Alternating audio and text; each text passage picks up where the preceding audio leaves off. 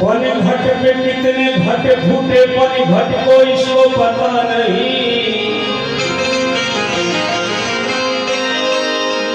पानी घट पे कितने घट फूटे पानी घट को इसको पता नहीं। मरी घट में कितने घर लुटे मरी घट को इसको पता नहीं। घूंघट के बीच छिपे दो गजरारे चंचल नैना। घूंघट के बीच छिपे दो गजरारे चंचल नैना। नैना ने कितने दिल लुटे घूंघट को इसको पता।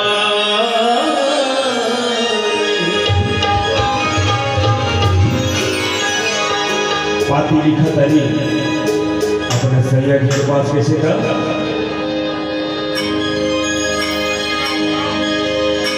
और मान में चैन ना पड़े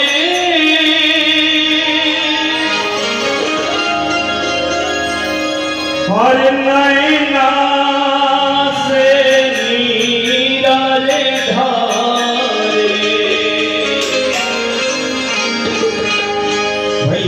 अरे पतिया भेजा वाले पियावा मोर पतिया भेजा वाले पियावा मोर अब हम जाई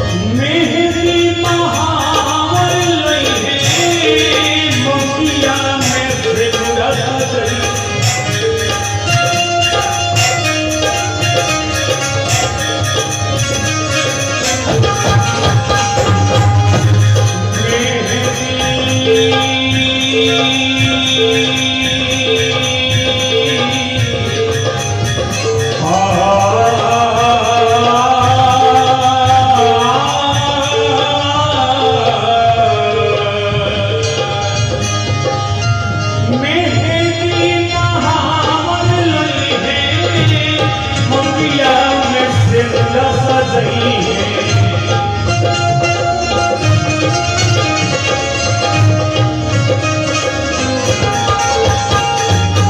नव रंगला